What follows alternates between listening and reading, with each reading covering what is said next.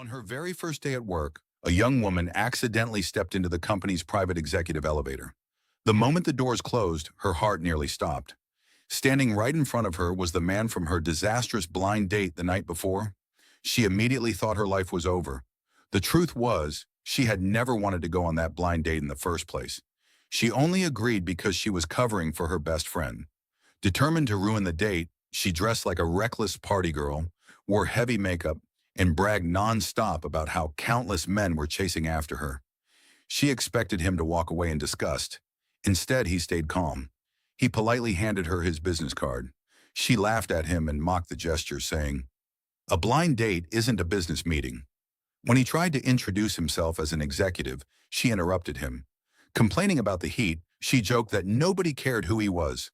She even claimed that no man would ever like a woman who criticized everything. The man simply smiled and asked, "Are you trying to be polite now?"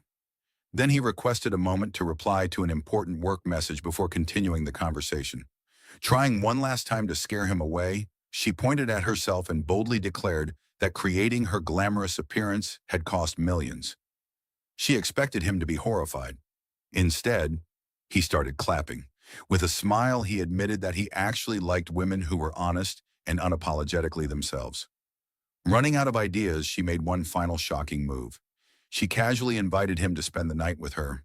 The silence that followed made her believe she had finally scared him away. What she didn't realize was that her trembling hands had already exposed her nervousness. The CEO smiled confidently and suddenly pulled her toward the room. Terrified, she screamed that she smelled awful and begged him to let her go. Just as the situation reached its peak, her best friend burst through the door with several reporters. Taking advantage of the chaos, her friend pulled her away while cameras flashed everywhere. The two women barely escaped and rushed back home. Once they got there, her friend praised her incredible acting. But the young woman couldn't relax. When she checked the business card on her phone, she finally realized the shocking truth. The man she had humiliated wasn't just anyone. He was the CEO of the very company where she was supposed to start work the next morning. Her head instantly began to pound. Her friend tried to comfort her, saying, "Don't worry, CEOs have their own private elevator. You'll probably never even see him again." At that exact moment, her father called. She feared the marriage proposal would finally be canceled.